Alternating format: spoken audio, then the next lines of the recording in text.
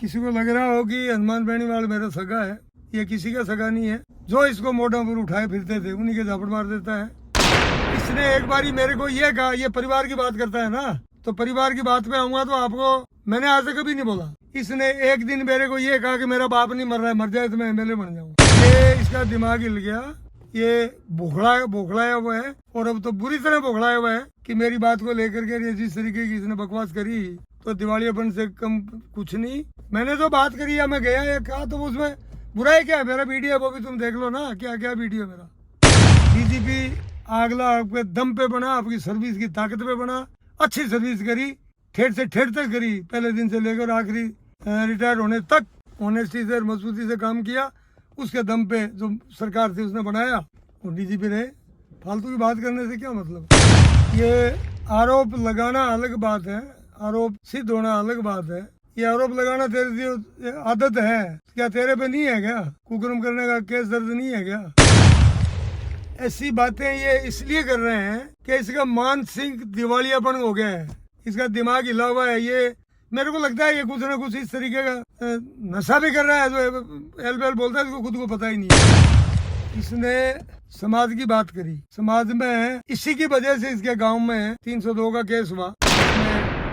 इनके भाई तो जेल में रहे, कई सालों तक रहे, और ये खुद जोड़ तोड़ करके जेल में रहा, हॉस्पिटल में रहा, फिर जमानत करा ली। इसकी वजह से भाई इसके दो जो जेल में रहे, एक की जेल में डेथ होगी, दूसरा बाहर निकलने के बाद में डेथ होगी। और वहीं से फिर हमारे बीच में से जब इसने ये किया तो हमारे बीच में भगदड़ मच गई। उसमें 2-3 बच्चों की चोट लगी, 2-3 महिलाओं को चोट लगी। आरक्षण के मामले में 98 से हमारा आंदोलन चालू हुआ। पहली मीटिंग जोधपुर में हुई, वहाँ से आंदोलन चालू हुआ। और आंदोलन वो कह रहे हैं कि इनका कोई लेना देना नहीं, तो वो तो आंदोलन में था ही नहीं, कोई मतलब ही नहीं उसका। आंदोलन लड़ा जो हमें सपने की सी बात थी कि भाई कोई हमें जाट समाज को आरक्षण मिल सकता है, जो मैंने इसको लीड किया। और ज्ञान प्रकाश जी पिलानिया, जगदीप जी धनखड़, विजय पूनिया, डॉक्टर हरि सिंह, इसके अलावा कोई आदमी था तो नहीं। हमने लड़ाई छेड़ी, अगुवाई मैंने की, और टोटल खर्चा जो लगा वो लगाया। ऐसे तो कोई थोड़ी होता है कि इस तरीके की कोई झूठ बोले, भाई आज बात कर दे इसमें ये था और वो था। और वो कह रहे हैं कि मैंने आंदोलन के टाइम में नागौर की सीट छोड़ दी। क्या लेने देना है इनका? रामदास जी, स्वर्गीय रामदास जी अग्रवाल और घनश्याम जी तिवारी में और डॉक्टर हरि सिंह जी क्लर्क हमारे में हमारी मीटिंग थी। रात की 1 बजे हमने तय किया। उन्होंने कहा कि भरतपुर से लेके और बाड़मेर तक ये 12 सीटें हैं, इनके अंदर तुम आदमी जो कहोगे वो कैंडिडेट देंगे। क्या लेने देना इन फालतू की झूठ बोलने वाले लोगों की? उसमें कैंडिडेट दिया, लेकिन समस्या बीकानेर में कैंडिडेट नहीं मिला। मैंने खूब कोशिश करी, बोबिया जी पूर्व जिला प्रमुख थे, उनके घर गया कि आप चुनाव लड़ो। आखिर आकर के सारे वो मेरे पे टिके कि आप लड़ो। मैंने डॉक्टर हरि सिंह जी को भी कहा आप लड़ो, बोले नहीं मैं नहीं लड़ूंगा। मैंने कहा विजय पूनिया जी नागौर से लड़ रहे हैं बहुजन से, और मैं यहाँ अगर पर्चा भरूंगा तो फिर आंदोलन कौन चलाएगा? क्या होगा आंदोलन? लोग कहेंगे 2 जने आए चुनाव लड़ लिया, बात खत्म होगी। अगर आंदोलन नहीं चलेगा तो तुम्हारी सीट नहीं आएगी, सीट नहीं आई तो राज नहीं आएगा, और राज नहीं आएगा तो हमारे आरक्षण का क्या होगा? तो ये सारी बातें हैं, इसमें झूठ बोलना, फालतू की बात, इधर उधर की बातें करना, इनसे कुछ मिलता नहीं। एक समाज को पीछे धकेलने वाला। और मैं तो कह रहा हूँ जैसे ये वीडियो बनाता है, डालता है, लोग ताली बजाते हैं, मैं उनको धन्यवाद कहता हूँ कि इस तरीके के मतलब बात झूठा और फर्जी आदमी की बातों पे तालियां बजा रहे हैं और वाहियात बातें कर रहे हैं। इन बातों में कोई निकलने वाला नहीं। आरक्षण बहुत ताकत लगी थी, बहुत दिनों तक चला, 2 साल तक चला, और टोटल जो खर्चा हुआ वो खर्चा, हमारी जो एक मीटिंग थी उसमें 2-4 लोगों ने दिए थोड़े छोटे मोटे पैसे, बाकी टोटल खर्चा धनखड़ साहब को मैंने रखा साथ, पिलानिया जी को मैंने रखा साथ, डॉक्टर हरि सिंह जी और उनको बोलेरो गाड़ी दे के रखी। आखिरी जाकर के तो बड़ी इस तरीके की लंबा काम हो गया। हम पूरे राजस्थान में घूमे, विजय पूनिया जी चुनाव लड़ने चले गए। अब बीकानेर की सीट पे आगे हट गया तो फिर मैंने कासनिया जी को, ये तैयार थे, इनको टिकट दिलाई और 1.25 लाख रुपए जेब से दे करके मैंने इसको बीकानेर पर्चा भरवाया। तो फालतू बातों में कुछ रखा हुआ नहीं है। बाकी खैर मेरा उनसे लेने देना नहीं, ये तो उल बातें और झूठ बोले उससे कोई मतलब नहीं अपने इन बातों से। जाट आरक्षण में पैसे लगाने वाला ही मैं और खाने वाला ही मैं। हमने भीलवाड़ा कैंडिडेट लड़ाया, भरतपुर लड़ाया, सुमित्रा जी यहाँ झुंझुनू लड़ी, विजय पूनिया जी नागौर लड़े। पैसे दिए होंगे तो रामदास जी अग्रवाल देने वाले और लेने वाले ये कैंडिडेट। मैंने पैसे से कोई लेने देने नहीं, कभी हाथ नहीं लगाया। मेरे लगे तो मेरे लगे, ये मैं कह सकता हूँ। किसी आदमी से एक पैसा नहीं लिया और आंदोलन विधिवत पूरा किया, पूरा चलाया। तो खाने का मैटर कहाँ था, मैं तो लगाने वालों में था। खाने का काम इस आदमी का है, इसने किसी को नहीं बख्शा। किसको बख्शा इसने? हर आदमी से, कोई हमारे समाज को भी नहीं बख्शा। स्वाय खाने का काम क्या है? इस राज्यसभा में वोटिंग आए तो इसमें ले लो, इसमें आए तो इसमें ले लो। ये पैसे की भूख इन लोगों के हैं। हम जमीन से निकले हुए आदमी हैं, हमने कमा के पैसे खर्च किए हैं। हमने पैसे खाने का काम नहीं किया, आज तक किसी से 1 रुपया भी नहीं लिया। ये खाने की बात कर रहा है, 99 में आरक्षण मिला तब से लेकर और आज तक मेरा ऑफिस चल रहा है, 25 साल हो गए। कोई 1 पैसा किसी आदमी ने दिया है तो बता दो ना। वहाँ रुकने की है, ठहरने की है, खाने की है, पीने की है, सब पानी बिजली सब चीजें वहाँ है। हमने मैनेज कर रखा है। टाइप करने वाला भी है, सारा काम करने वाले पूरा स्टाफ है। जो खर्चा नहीं लगता क्या? जो लगता है मैंने तो 1 पैसे नहीं लिया। अरे हमें खाना है क्या? हम समाज के प्रति समर्पित होकर के काम कर रहा हूँ। मेरे परिवार ने मेरे को फ्री छोड़ रखा है, तो ये खाने खोने का काम इन लोगों का है जो गंदी राजनीति करते हैं। हमारा कोई लेना देना नहीं। दारू का व्यापार करना गुनाह है क्या? व्यापार मैंने कहाँ से स्टार्ट किया समझ पकड़ने के बाद। गांव के अंदर छोटे थे जब गाय भैंसे चराते थे, वो भी लोगों से अच्छी चराई। खेती में लगे लोगों से खेती अच्छी करी। मैं गांव के अंदर मुराब तक रहा छोटी सी उम्र में। उसके बाद गंगानगर आया, ठहरों की दुकान पे रहा तो लोगों से अच्छी चलाई। और उसके बाद में 81 में मैं इस दारू की लाइन में आया। इससे पहले हमारे परिवार के 66 से काम करते थे, जमल भाई साहब करते थे। लेकिन मैं 81 से आया। आने के बाद में मैंने व्यापार किया है और व्यापार लोगों से अच्छा किया, बढ़िया किया। पूरे राजस्थान का काम करके देखा है। व्यापार करना कोई गुनाह नहीं है। व्यापार किया और हमारे समाज, हमारी संस्थाओं के लिए खर्चा भी किया, तो कोई गुनाह नहीं व्यापार करना। व्यापार करना हमारा अधिकार है। और 25 साल से मैं जाट महासभा का अध्यक्ष बना, तब से मैंने आज तक कोई बिजनेस नहीं कर रहा हूँ, सब कुछ छोड़ दिया। मैं कोई किसी किस्म का काम मेरे जुम्मे नहीं है, ये परिवार ने फ्री छोड़ रखा है। अगलों को परिवार का भी काम हो तो वो फोन करके मेरे को बताता है ये काम है। बाकी मैं कोई बिजनेस नहीं कर रहा। बिजनेस कर रहे हैं और बिजनेस किया, उसमें हमने बहुत बड़ा अमाउंट, ऑफिस चल रहा है उसकी बात नहीं है, समाज के ऊपर खर्च किया है। कोई भी संस्था राजस्थान में बता दे कि जिसके अंदर हमारे परिवार का सहयोग नहीं हो। 20-30 लाख से लेके और 1 लाख, 2 लाख, 5 लाख तक कोई भी संस्था राजस्थान में अगर जाट समाज की संस्था हो और उसमें हमारा सहयोग नहीं हो, वो कोई बताने वाला मेरे को बताएगा उसमें तुम्हारा 1 पैसा नहीं लगा। या ये श्रीमान बता दे कि इस संस्था में मैंने 50,000 रुपए दिए थे। कहीं बता दे किसी भी जगह कि ये मेरा या मेरे परिवार का नाम लिखा हुआ है उस प्लेट पे। ऐसा कहना आसान है भाई, आज बातें करनी आसान है, इन बातों से कोई पेट नहीं भरता। ये इस तरीके की छछोरपने की बात हमारे परिवार में नहीं है, मेरे नेचर में नहीं है। हम सभ्य लोग हैं, सभ्य परिवार है, तो हम इन बातों में नहीं जाते।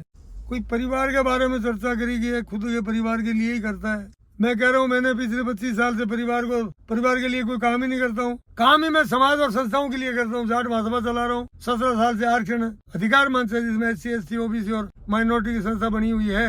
बहुत से लोग मेरे साथ पदाधिकारी है, वो चलाता हूँ। मैंने आरक्षण मिलना की बात करी, मिलने के बाद क्या आरक्षण का चैप्टर क्लोज हो गया? 25 साल से आरक्षण की पैरवाई कर रहे हैं, 25 साल से आरक्षण की पैरवाई कर रहे हैं, तभी तो आरक्षण चल रहा है। अभी आरक्षण में कुरीतियां तो दुरुस्त कराने के लिए पीछे जो सरकार चल रही थी, इसमें हमने बहुत बारी आंदोलन किया, बहुत जगह धरने पे बैठे, शहीद समारोह में धरना दिया, बहुत बड़ी मीटिंग। आरक्षण के मैटर पे एक आदमी पूरी ताकत से लगा हुआ था, वो था हरीश चौधरी। शहीद समारोह पे हमारा धरना रहा, बड़ी मीटिंग थी।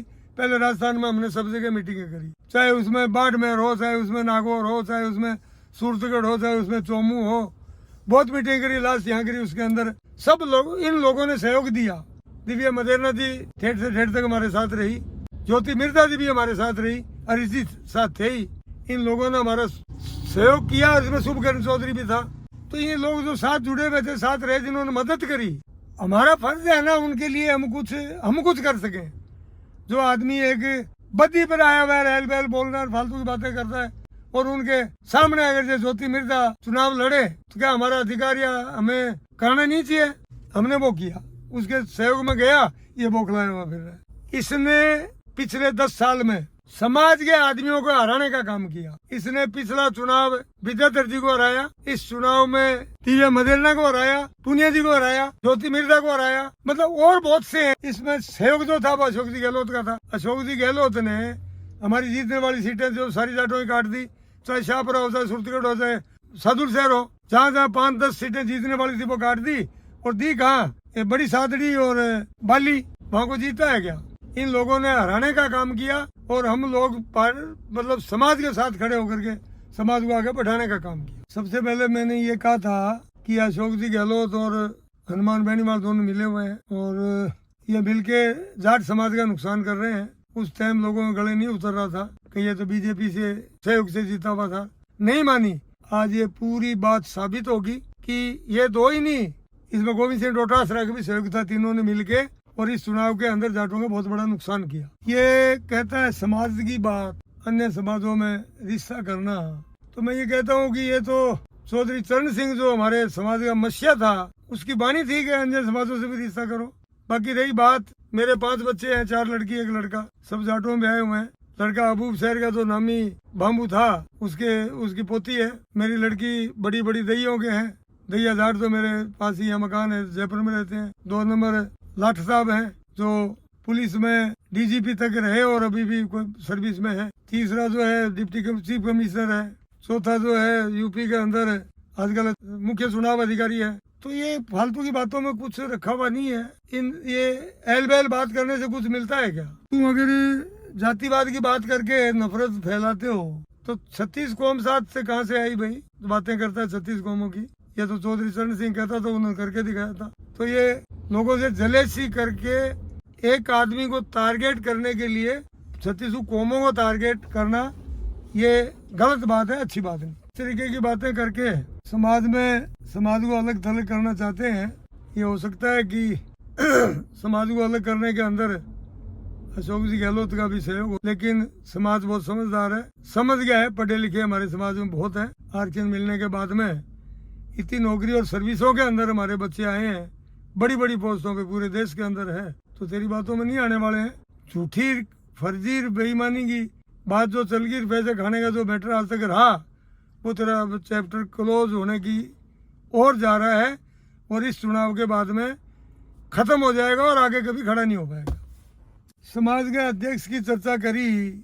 आरक्षण के टाइम में हमारे जाट महासभा के अध्यक्ष धर्मवीर चौधरी होते थे, वो छोड़ गए थे। तो फिर मेरे को बनाया, धर्मवीर चौधरी महासचिव थे ऑल इंडिया जाट महासभा के, उन्होंने बढ़ाया। और उसके बाद में तब से लेके और आज तक 25 साल में हमारे संविधान के मुताबिक चुनाव होता है और चुनाव के अंदर रिपीट करते हैं सब लोग बैठ के मिलके। तो ऐसा कोई ये फालतू की बात है, इसमें कोई दमाली क्या लेने देना है?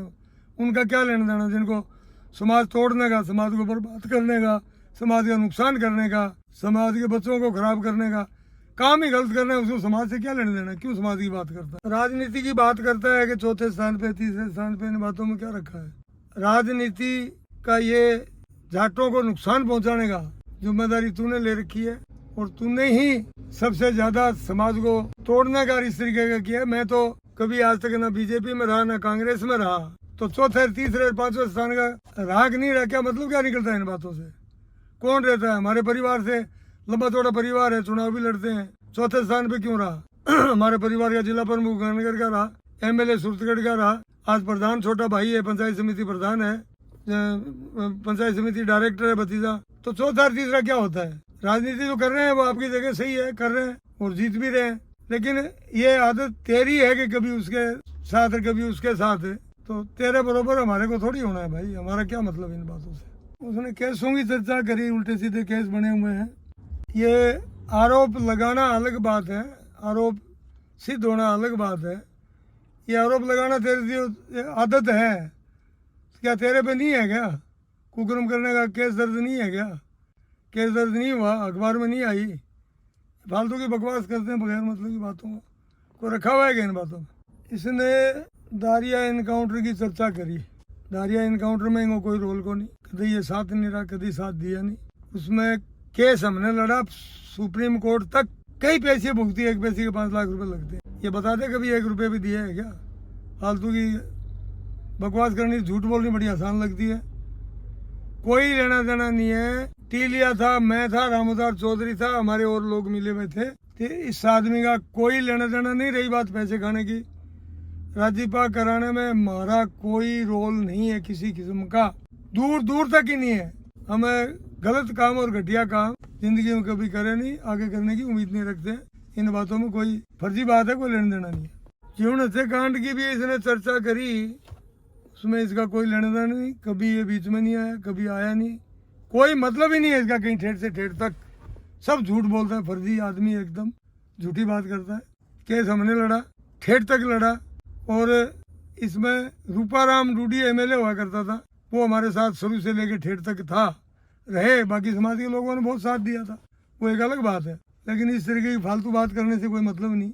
इसने एक चर्चा और करी कि डीजीपी के मैटर पे लेके कि मेरे पैर पकड़े और मैंने डीजीपी बनवाया। और तूने इसने ये कहा कि दिव्या मदेरणा की माँ मेरे पैर पड़ गई तो मैंने उसको एमएलए बना दिया। तेरा काम बनाना नहीं है, तेरे हाथ में कुछ भी नहीं, तेरा काम हराना है।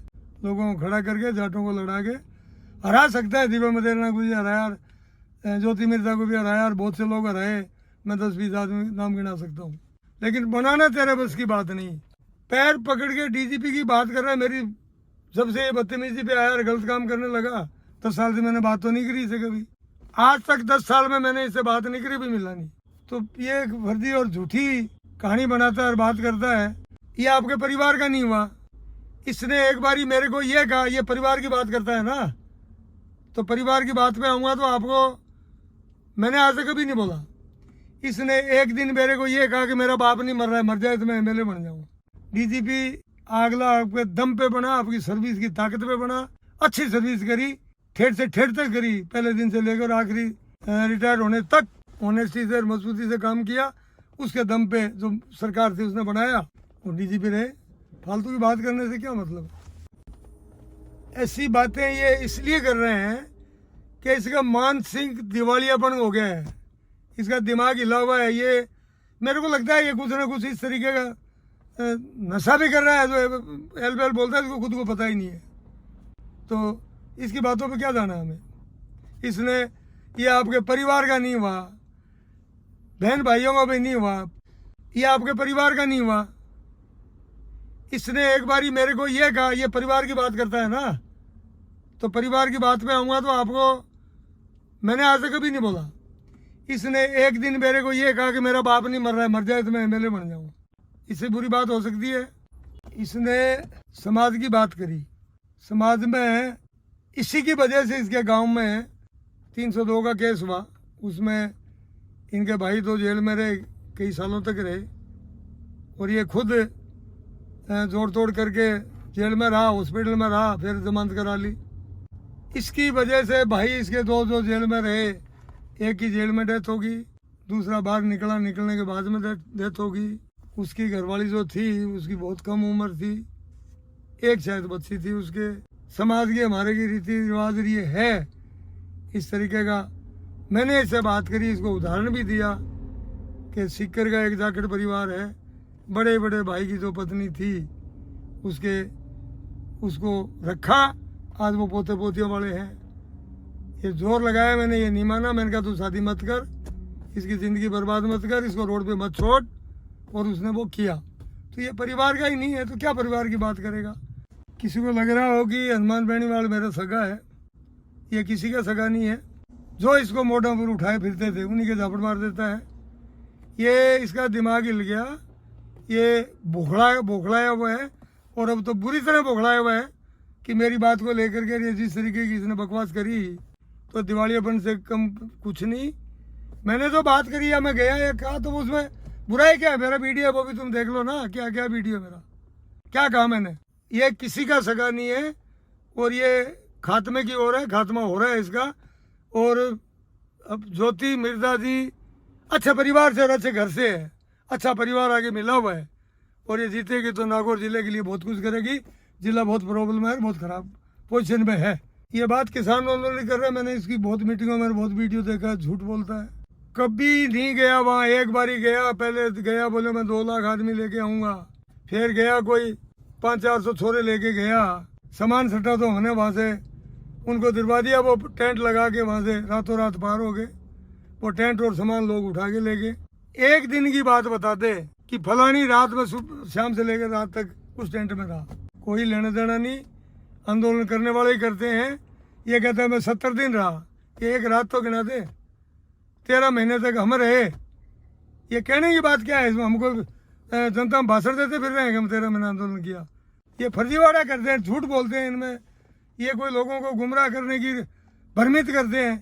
तो कोई तो बता दे कि ये यहाँ रहा, ये इस टेंट में सवार रहा, तो कोई लेना देना नहीं इसका।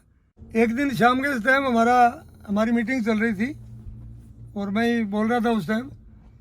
ये एक दिन उस टाइम आया, 20-30 एक छोरे ले गए, हाथों में लठ ले गए और हम इस रोड के ऊपर बैठे भाषण दे रहे थे। वो साइड वाली में गया और जाके इसने बैरिकेड से उखाड़ने का कार नारे लगाए, ऊ करी।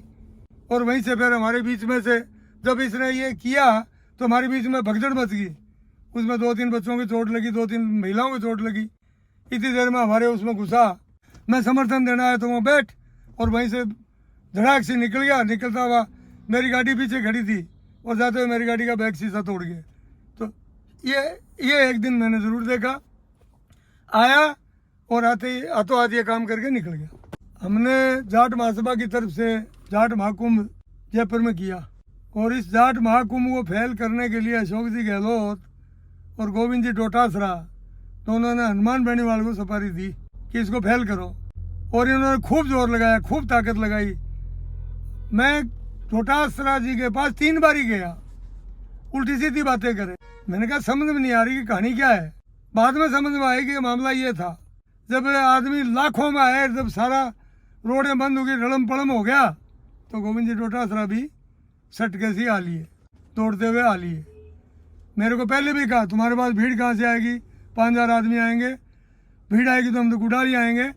तो गुडाली आके पेट पलानियाँ हो गई, उनको आना पड़ा, और वो आया। और साथ में 2-3 मंत्री भी आए, कटारिया जी थे, रामलाल जी थे, लेकिन उसको किसी को नहीं बोलने दिया। आया 2 टप्पे बोले और आता तो उनको लेके चला गया। तो तब मालूम पड़ा कि ये अशोक जी गहलोत और गोविंद जी डोटासरा हनुमान बेनीवाल की सुपारी ने काम नहीं किया। और लाखों 3-4 लाख लोग आए और हमारी बात सुनी। समाज एक मंच पर आया और समाज की इज्जत बनी हुई है, बनी रहेगी, आगे भी आएगी, चलती रहेगी। हम ये काम करते हैं और ये लोग वो काम करते हैं, वो करते जाएं और हम ये करते जाएंगे, कोई दिक्कत नहीं।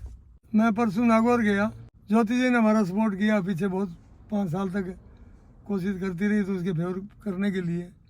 और बहुत बदमाशी, बहुत खराबी, 5 साल तक समाज को बर्बाद करने वाला के खिलाफ मैं सीधी बात और जानबूझ के ये बात कह रहा हूँ और बोल रहा हूँ। कारण कैसे समाज को पीछे धकेला, समाज का बहुत नुकसान किया। हमारे कोई ज़माने में 35-40 MLA थे, अब की बार 30 पर आके टिके। तो वहाँ गया, वहाँ के लोगों की सारी जानकारी करी और करी, पत्रकार बंधु सब मिले, प्रेस वार्ता भी मैंने करी। 1 साइडेड ज्योति जी जीत रही है, ये बौखलाया हुआ और बदतमीजी से लोगों से बातें करता हुआ। और मेरी बात जो थी आप देख सकते हो कि मैंने क्या, तो मेघ वालों की मीटिंग जो बुलाई उन्होंने मेरे को बुलाया, उसमें बोला क्या, मैंने प्रेस वार्ता में बोला जिस तरीके की बोल रहा है, इसका संतुलन खो चुका है या तो, और या ये कोई बहुत अव्वल दर्जे का नशा करता है जिसमें इसको मालूम नहीं पड़ता है कि भी मैं क्या बोल रहा हूँ और किसके खिलाफ बोल रहा हूँ, ऐसा लग रहा है। तो भाइयों और मित्रों और दोस्तों, मैं नागौर के साथियों को कहना चाहता हूँ कि नागौर ज़िले को बचाओ और ऐसे आदमी को हटाओ ताकि आने वाले समय में समाज बर्बादी की ओर नहीं जाए।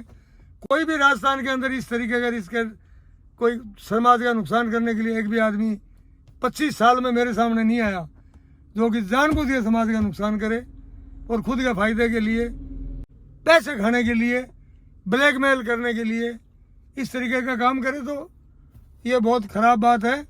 बात इसने बिजनेस पर करी, हम तो बिजनेस कर रहे हैं और गांव से उठे हुए लोग यहाँ तक आए हैं, हमारा परिवार बिजनेस किया। इसके दिल्ली में फ्लैट खरीद रखा है करोड़ों रुपए के। इसको कोई पूछने वाला हो तेरे पास कहाँ से आए भाई? हमारे जाटों के छोरे जो आज कह रहे हैं वो इसके साथ, वो इसके साथ, वो इसके साथ, ये ब्लैकमेल करता है इनको, डराता है इनको कि आदमी खड़ा करके तुम्हारे को हरा दूंगा। ये ब्लैकमेलर है बहुत बड़ा, पैसे खाता है, कैंडिडेट नहीं खड़ा करने का खाता है, पैसे खड़ा करने का जैसे अशोक जी गहलोत से खा लेता है, नहीं करने का उस कैंडिडेट से खा लेता है। इस तरीके का काम है। तो इस आदमी से छुटकारा पा लो मित्रों, दोस्तों, मौका है, ये गलती मत करना, नहीं तो लारे भुगत रहे हो, आगे भी भुगतते जाओगे।